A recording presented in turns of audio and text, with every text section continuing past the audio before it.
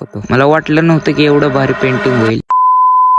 तर कसं काय पब्लिक, मी तुमचा लाडका कलाकार. आजच्या ब्लॉगची सुरुवात होते 1:45 वाजता. सगळ्यात पहिलं आपण लाडू खाल्ला, आपण केली आंघोळ, फ्रेश वगैरे होऊन आपण बसलो आपलं पेंटिंग पूर्ण करायला. घरात खूप गरम होते म्हणून आपण झाडाखाली बसून पेंटिंग करणार होतो. झाडावर बघितलं तर मस्त कैऱ्या लागल्या होत्या. फायनली पेंटिंग सुरू करावं म्हणलं. घरात जाऊन बघितलं तर लाईट पण नव्हती. रेफरन्स साठी आता मोबाईल पण नव्हता. का आपल्या इमॅजिनेशन न पेंटिंग सुरू केली. मस्त बेस कलर मारला आणि डिटेलिंग साठी पेन्सिल घेतल्या. 50% पेंटिंग झालं होतं आपलं. श्रीकृष्णाच्या फेस टोन नुसार आपण राधाजीची आय बनवा म्हणलं. पेन्सिल वगैरे घेतली आणि सुरू केले आपण डोळे बनवायला. एक डोळा झाला तर लगेच दुसरा डोळा बनवायला घेतला पटकेस. फायनली पेंटिंग झालं मित्रांनो. जेवण वगैरे केलं आणि मस्त झाडाखाली आराम केला. तर भावांनो रिझल्ट दाखवतो. मला वाटलं नव्हतं की एवढं भारी पेंटिंग होईल.